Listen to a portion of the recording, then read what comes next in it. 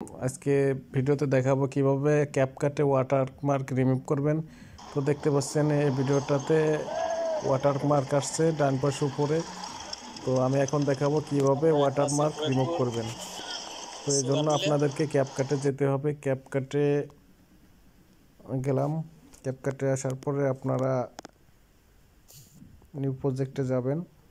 New প্রজেক্টে আসার পরে যে কোনো একটা পিক সিলেক্ট করবেন বা ভিডিও সিলেক্ট করবেন। সিলেক্ট করার পরে দেখতেছেন যে নিচেই আমার ক্যাপকাট লেখা লোগো চলে আসছে। তো আমি এরপর এখন ক্লিক করব।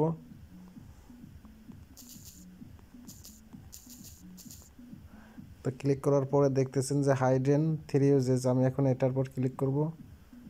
ক্লিক করার পরে দেখতে পারবেন, আমি আবার ব্যাকে দেব।